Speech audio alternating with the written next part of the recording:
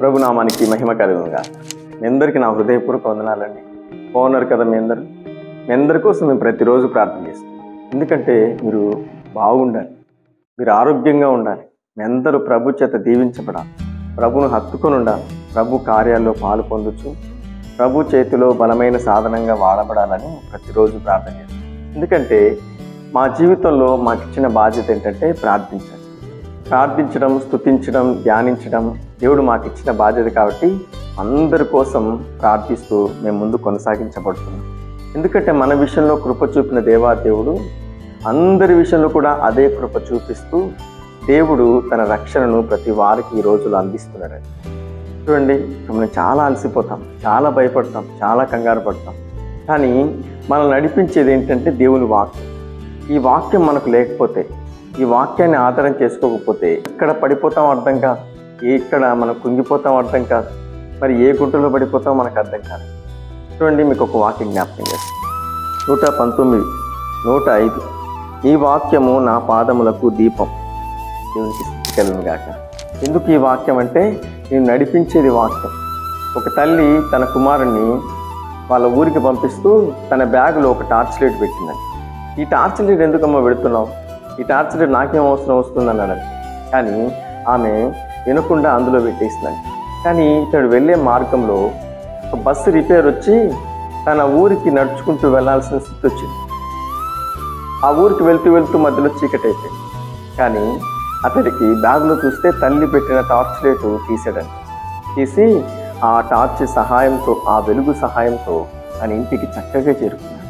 చూడండి, మార్గంలో ఆ టార్చ్ లేకపోతే దారిలో ఏ గుంటలు ఉంటాయో, ఏ విష సర్పాలు ఉంటాయో, ఏ ముళ్ళు ఉంటాయో అతనికి అర్థం కాదు కదా.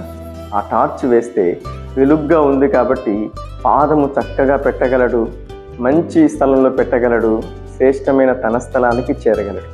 ఈరోజు వాక్యం మన జీవితాల్లో లేకపోతే, వాక్యపు వెలుగు నీ పాదాలకు లేకపోతే నువ్వు ఏం చూస్తున్నావో అర్థం కాదు, ఏం చేస్తున్నావో అర్థం కాదు, ఏం మాట్లాడుతున్నావో అర్థం కాని స్థితిలో ఈరోజు చాలామంది ఉంటున్నారు. వాక్యపు వెలుగు లేని వాళ్ళు. ఈరోజు వాక్యపు వెలుగు ప్రభు నీకు ఇచ్చాడండి. ఆయన అంటున్నాడు, నీ వాక్యమే నా పాదములకు దీపం. ఈ వాక్యం వెలుగు లేకపోతే మనం ఏ దాంట్లోనే ఈజీగా పడిపోతాం, ఏదైనా మనకు ఈజీగా కరిచేస్తుంది, ఏ దాంట్లోనే మనం కుంగిపోతాం, బలహీన సమయాల్లో అంతా మనం లేవలేం. కాబట్టి ప్రభు అంటున్నాడు, ఈ వాక్యాన్ని ఆధారం చేస్తూ నేను చక్కగా నువ్వు చేరవలసిన గమ్యస్థానాన్ని అంటే పరలోక రాజ్యానికి ఈ వాక్యమే నేను తీసుకెళ్ళేది. కాబట్టి వాక్యం ఆధారం చేసుకోండి. ఈరోజు నీ కుటుంబంలో చీకటి అలముకుందా, సమస్యలు నేను చుట్టేసాయా, అప్పుల్లో నేను కమ్ముకొని భయంకరంగా మాట్లాడుతున్నారా? అయితే వాక్యాన్ని నీ ముందు పెట్టుకొని నీ మోకరించి నా వాక్యం నా ఆధారం నీవే ప్రభు అని నమ్మి ప్రార్థించు. తప్పకుండా నీకున్న సమస్యల నుంచి, బంధకాల నుంచి, భయంకరమైన స్థితిలో నుంచి ప్రభు నిన్ను లేవనెత్తగల సమర్థత కలిగిన దేవుడు. ఈ వాక్యం నీ ఇంట్లో ఉంటే, నీ హృదయంలో ఉంటే దేవుడు నిన్ను చక్కగా నడిపిస్తాడు, ఆనందంతో నడిపిస్తాడు, సమాధానంతో నడిపిస్తాడు. దేవుడు అట్టి కృప మనందరికీ అనుగ్రహించును కాక. ఆమేన్. మీ అందరి కోసం ఒక చిన్న ప్రార్థన చేస్తాం. మహాపరిశుద్ధుడా, మహోన్నతుడా, నీకు స్తోత్రం. వాక్య వెలుగు లేకపోతే మేము ఎక్కడ పడిపోతామో మాకు తెలియదు నాయన, ఎక్కడ అలసిపోతామో మాకు తెలియదు, ఏ ముళ్ళు వచ్చి మాకు గుర్తుకుంటాయో తెలియదు. కానీ ఈ వాక్య వెలుగుంటే చక్కగా నడిపించబడతాం, చేరవలసిన స్థలానికి సురక్షితంగా చేరుతామని వాక్యం ద్వారా మాట్లాడుతున్నాం. ఈ వాక్యమే మాకు ఆధారం. ఈరోజంతా నీ కృపా సమాధానం బిడ్డలకు అనుగ్రహించి చక్కగా నడిపించండి. యేసు నామములో ప్రార్థిస్తున్నాం పరమ తండ్రి. ఆమేన్. ఈ వీడియో చూసిన ప్రతి ఒక్కరు లైక్ చేయండి, షేర్ చేయండి, సబ్స్క్రైబ్ చేయండి. తెలిసిన వారందరికీ ఈ వాక్యాన్ని పంపించండి.